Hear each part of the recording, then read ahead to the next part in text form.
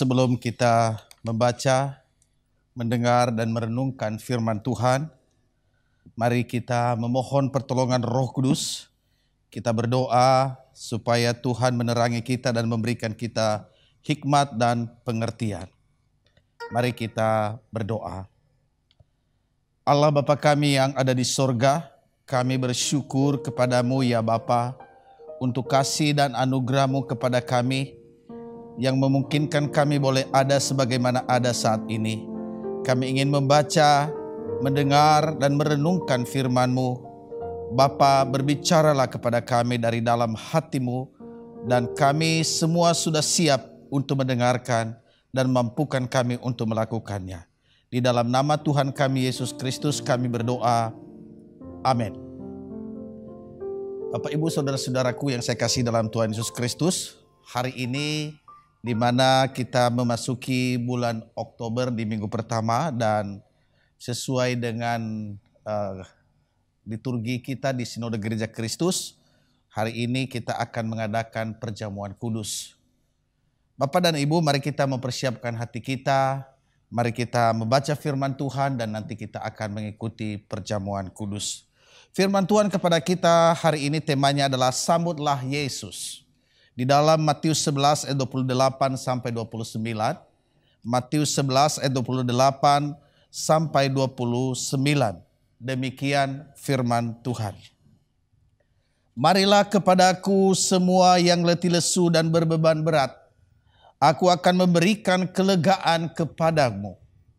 Pikulah kuk yang kupasang dan belajarlah kepadaku. Karena aku lemah lembut dan rendah hati, dan jiwamu akan mendapat ketenangan. Bapak Ibu yang saya kasih dalam Tuhan Yesus Kristus, kalau berbicara tentang undangan. Undangan pada umumnya dimaknai sebagai wujud sebuah penghargaan dari pribadi yang mengundang kepada yang diundang. Nah, saudara, karena itu menerima sebuah undangan berarti menerima sebuah pengakuan bahwa keberadaan kita diperhitungkan dan dipandang penting untuk dilibatkan atau diikutsertakan di dalam acara yang dilakukan oleh yang mengundang. Maka saudara, penghargaan yang kita terima, yang menerima undangan tersebut saudara, pada akhirnya mendorong kita untuk menghargai pribadi pemberi undangan, yang biasanya diwujudkan dengan kesediaan untuk menghadiri undangan tersebut. Bapak dan Ibu, saudara-saudara yang saya kasih dalam Tuhan Yesus Kristus, hari ini kita telah membaca firman Tuhan. Marilah kepadaku. Siapa yang mengundang, saudara? Dalam bagian firman Tuhan ini, yang mengundang adalah Tuhan Yesus sendiri. Siapa yang dia undang? Nah, ini saudara kita akan melihat dari firman Tuhan pada hari ini.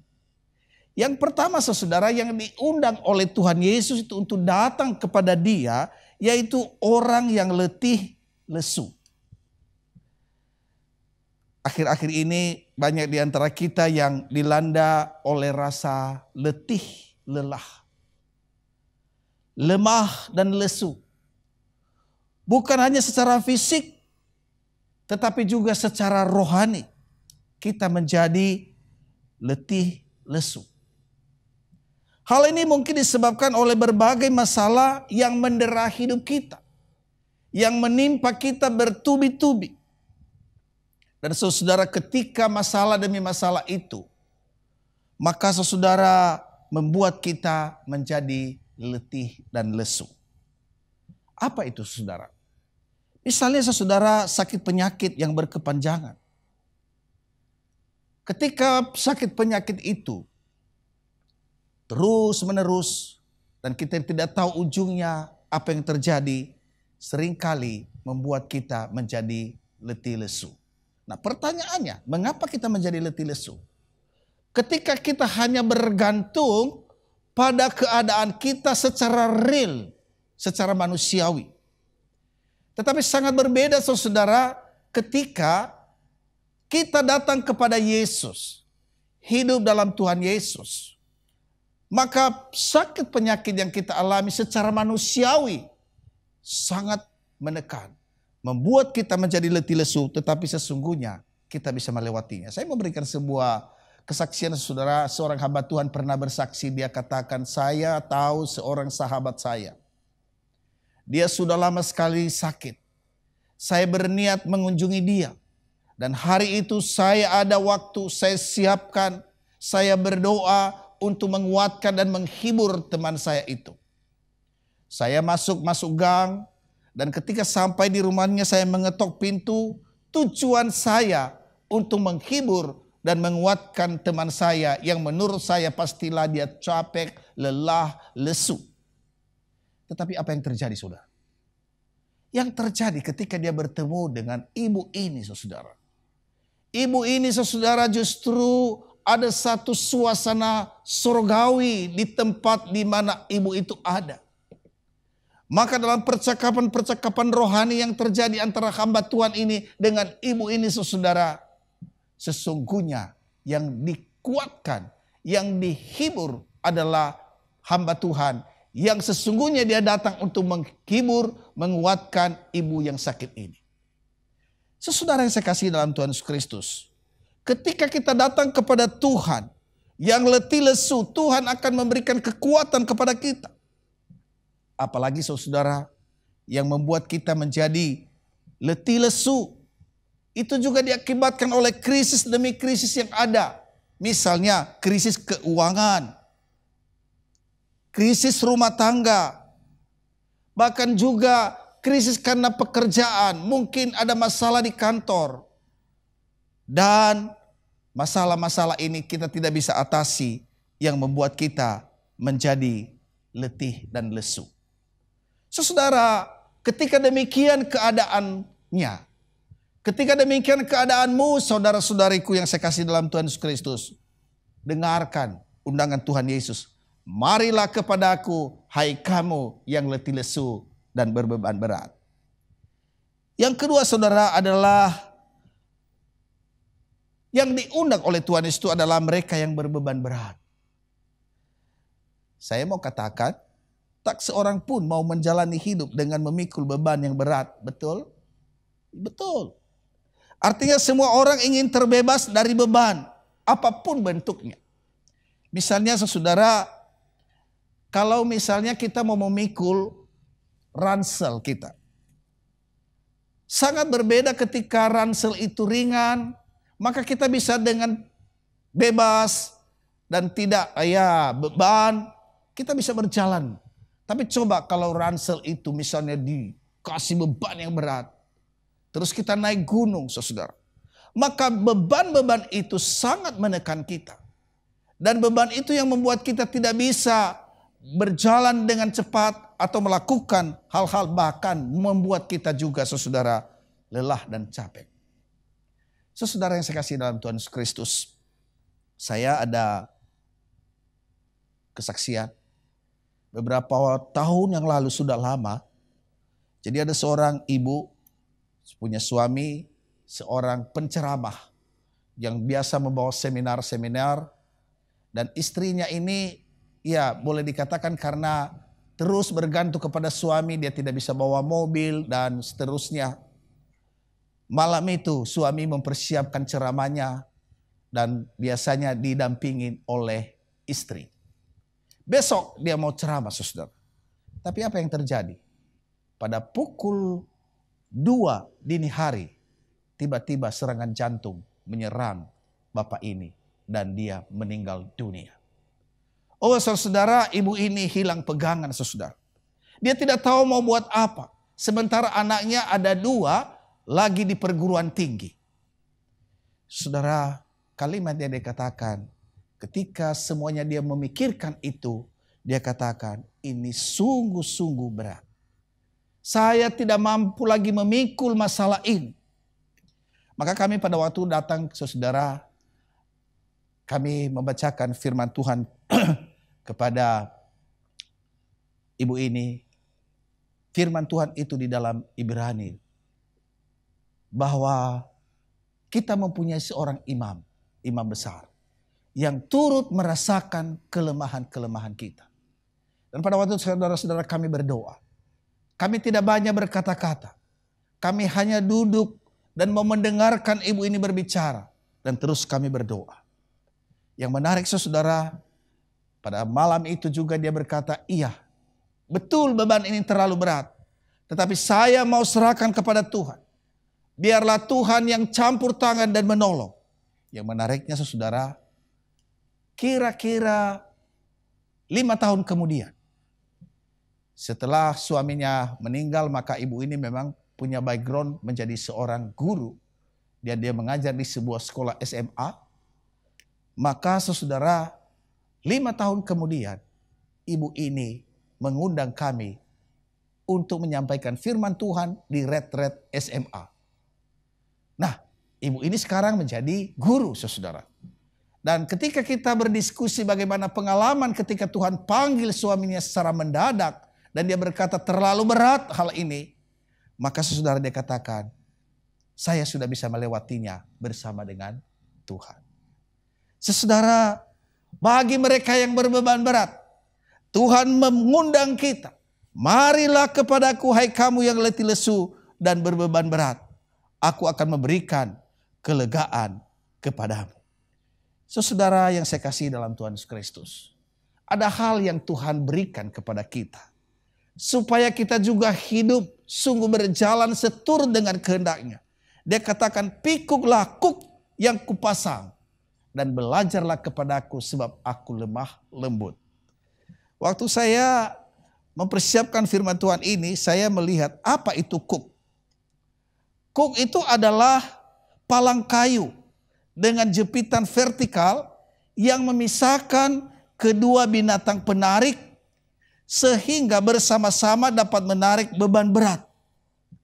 Jadi saudara, ada 2 ekor binatang, terus kuk itu adalah palang kayu yang diletakkan supaya dua binatang ini bisa berjalan dan bisa menarik beban atau apapun yang ada yang ditaruh kepadanya. Nah, apa artinya ini bagi kita? Kuk di dalam Alkitab dipakai untuk menggambarkan sebuah kesukaran supaya kita bisa taat. Nah, mengapa Tuhan mau kita memikul ke kuk yang Tuhan pasang itu? Pertama, supaya kita dapat berjalan lurus, tidak melenceng ke sana kemari. Kalau kita melenceng ke sana kemari, maka yang satu, binatangnya satu, itu juga bisa juga melenceng ke sana kemari. Akhirnya saling bertabrakan atau saling tarik menarik. Pastilah akan beban berat sekali. Tetapi dengan kuk itu, maka kita bisa berjalan lurus seturut dengan yang mengatur kita. Ini hal pertama. Lalu yang kedua saudara, supaya waktu kita lemah, ada yang terus menguatkan kita untuk jalan. Nah, ada 2 binatang itu saudara. Dengan kuk yang dipasang itu, maka saudara saling menopang mereka. Ketika yang satu lemah, maka yang satu menarik. Ketika yang satu kuat, dia menarik yang lemah. Puji Tuhan saudara, begitu pentingnya untuk kita tidak berjalan sendiri. Tetapi kita diikatkan dengan Tuhan kita Yesus Kristus. Dan kita juga bersama-sama dengan saudara-saudara seiman. Kita boleh menjalani hidup ini. Saudara-saudara, waktu kita lemah, Tuhan Yesus akan bawa kita terus untuk bangkit dan berjalan. Pada waktu kita ada masalah, ada pergumulan, maka saudara-saudara kita seiman akan menolong kita. Maka Bapak Ibu saudara-saudara yang saya kasih dalam Tuhan Yesus Kristus, firman Tuhan berkata begini, janganlah kita menjauhkan diri dari pertemuan-pertemuan ibadah kita. Seperti yang dibiasakan oleh orang lain atau orang-orang lain itu. Saudara yang saya kasih dalam Tuhan Yesus Kristus, mengapa kita tidak boleh menjauhkan diri dari pertemuan-pertemuan ibadah kita? Pertama, seorang yang meninggalkan pertemuan ibadah atau persekutuan akan mengalami kekeringan rohani. Dan kita bisa tahu Bapak Ibu, kalau kekeringan rohani itu ada, maka saudara kita tidak bisa mengerti kehendak Tuhan. Dan sumber kekuatan itu yang menyegarkan kita, yang menguatkan kita, yang memberikan damai sejahtera, sukacita dalam kehidupan kita menjadi terputus. Akhirnya apa yang terjadi? Kita menjadi kering secara rohani. Lalu yang kedua saudara, kalau kita menjauhkan diri dari pertemuan-pertemuan ibadah kita, maka orang yang meninggalkan ibadah persekutuan cenderung menjadi pribadi yang individualistik. Dan kita tahu kalau individualistik saudara, ketika musuh datang, menyerang karena hanya kita sendiri, ambruk dan pasti akan kalah. Oleh karena itu saudara, Tuhan berkata, pikuklah kuk yang kupasang. Tuhan punya rencana dalam kehidupan kita supaya kita bisa berjalan lurus. Tuhan juga mau supaya kita saling menguatkan di dalam pergumulan-pergumulan yang kita hadapi. Maka saudara, sekarang apa janji Tuhan? Janji Tuhan, ya dan amin. Tuhan berkata, aku akan memberikan kelegaan kepadamu. Tuhan memberikan kelegaan kepada mereka yang letih lesu. Tuhan memberikan kekuatan bagi mereka yang berbeban berat. Tuhan juga memberikan kelegaan untuk memikul kuk yang Tuhan pasang itu. Saudara, pertanyaannya sekarang, maukah saudara menyambut undangan dari Tuhan? Atau kita menganggap sepi? Saudara yang saya kasih dalam Tuhan, seorang organis gereja sedang berlatih. Ia memainkan lagu ciptaan Felix Mendelssohn. Dan ketika dia memainkan organ itu, saudara, begitu sulit. Dan tidak jadi-jadi. Dia latih dan dia latih tidak bisa. Dalam keadaan seperti itu tanpa sadar dia adalah seorang laki-laki masuk di dalam ruang ibadah itu. Dalam gereja itu saudara. Dan memperhatikan si organis ini ketika dia memainkan lagu Mendelssohn itu. Saudara, setelah dia lelah, seperti tertekan karena dia tidak bisa memainkan dengan benar lagu itu, dia pulang. Dia bereskan alat-alatnya. Maka seorang laki-laki berkata, bolehkah saya memainkan musik itu? Oh, dia bilang tidak ada seorang pun yang saya izinkan untuk memainkan musik ini.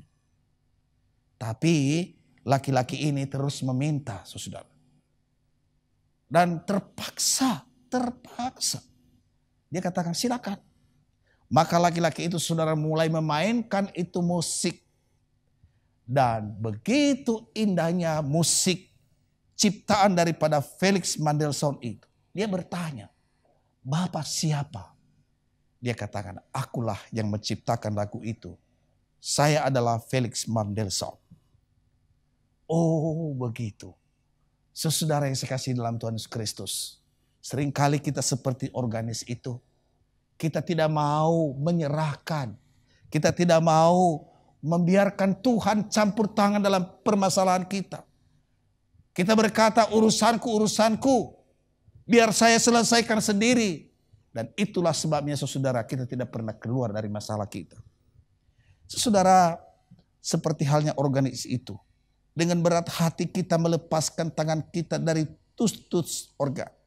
Namun hidup kita tidak mampu menghasilkan musik yang indah. Kecuali jika kita mengizinkan Allah bekerja di dalam diri kita. Saya mau berkata kepada Bapak dan Ibu saudara-saudara yang dikasihi dalam Tuhan. Izinkanlah dia mengerjakan rancangannya di dalam hidupmu. Dan nikmatilah kelegaan dari Tuhan. Saudara, di sebuah gereja pada hari Minggu, gereja itu ada tangga dan mereka ada tempat anak-anak sekolah minggu di atas. Saudara, ada seorang gadis kecil atau gadis cilik yang tampaknya belum berusia 2 tahun. Apa yang dia lakukan saudara? Yang dilakukan dia menuruni tangga demi tangga gereja itu. Karena dia selesai dari sekolah minggu. Dan sangat lucu. Dan yang menarik adalah dia berani dan mandiri. Satu demi satu anak tangga itu didapakinya dengan penuh tekad dan ia berhasil. Oh, semua orang tersenyum, saudara. Melihat keberanian dan kemandiriannya.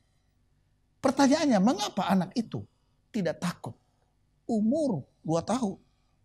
Anak itu tidak takut karena ia tahu bahwa ibunya yang penuh perhatian selalu mengawasi dia. Dan tangan ibunya siap menolong dan menyambut dia kalaupun dia jatuh. Saudara yang saya kasih dalam Tuhan Yesus Kristus, hal ini sangat tepat menggambarkan kesiapan Allah untuk menolong anak-anaknya di tengah perjalanan hidup mereka yang diwarnai beragam ketidakpastian. Hari ini, saudara, mari kita memikirkan akan hal ini. Mari kita sungguh merenungkan bahwa kita tidak tahu apa yang terjadi di depan. Menurut para ahli, saudara, mereka berkata COVID-19 belum cepat berlalu. Mungkin 1,5 tahun, mungkin 2 tahun baru bisa menjadi bersih atau meninggalkan kita. Kita tidak tahu. Kita bisa memikirkan bagaimana keadaan ekonomi kita. Kita bisa memikirkan dampaknya yang begitu dahsyat dan luar biasa. Saudara, saya mau katakan, secara manusia bolehlah kita memikirkan. Tetapi ada satu hal yang pasti. Pandanglah kepada Tuhan Yesus Kristus. Datanglah kepada Dia. Ia mengundang saya dan saudara. Saya tidak tahu keadaan saudara saat ini. Bagaimana keadaannya. Tetapi bila keadaanmu saat ini letih, lesu dan berbeban berat. Berita gembira, engkau diundang oleh Tuhan Yesus. Datanglah kepada Dia. Bawalah semua beban yang menekan saudara. Yesus berjanji, Ia akan memberikan kelegaan kepadamu. Puji Tuhan. Mari kita tundukkan kepala kita berdoa. Bapa di sorga, terima kasih untuk firman-Mu yang boleh kami baca, kami dengar, kami renungkan. Tuhan, Engkau mengerti keberadaan kami masing-masing. Anak-anak-Mu, Engkau tahu kesulitan kami. Engkau tahu keletihan kami.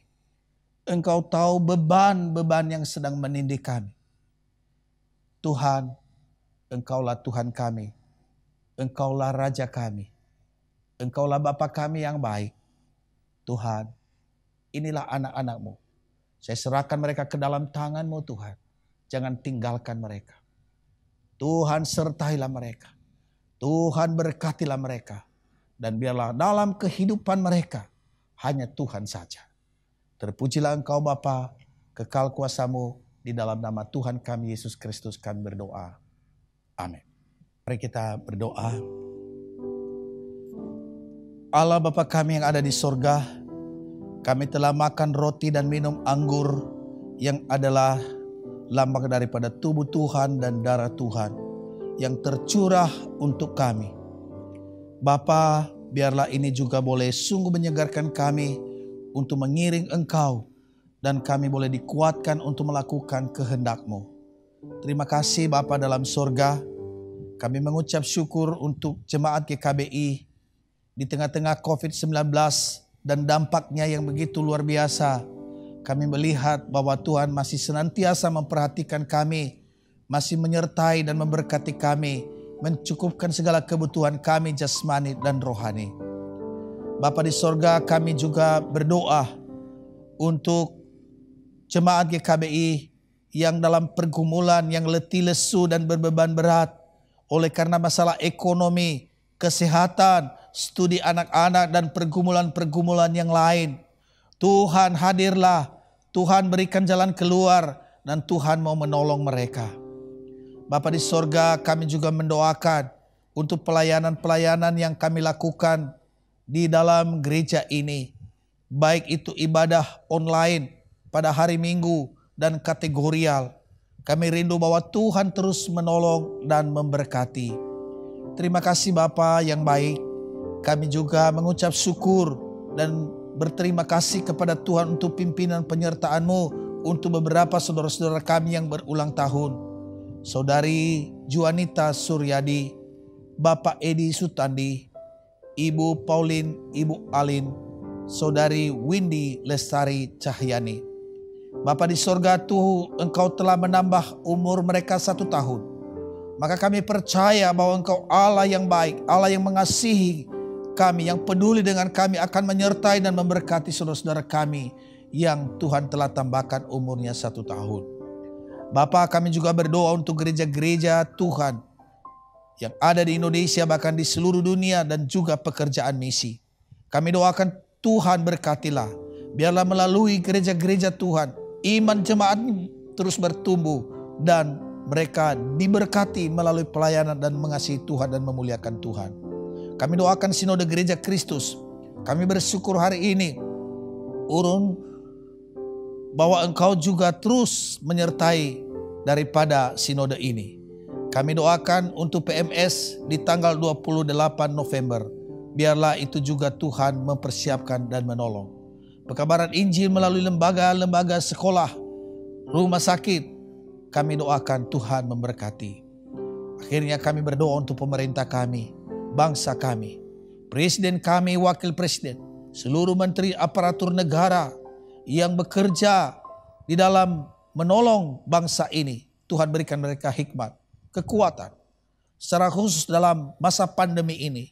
Tuhan jaga mereka, Tuhan sertai dan berkati kehidupan mereka.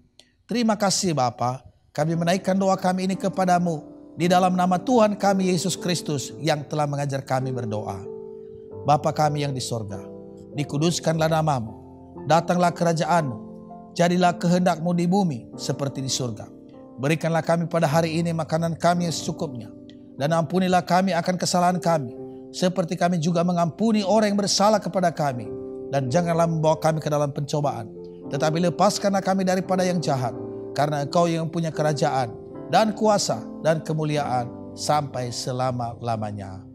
Amin.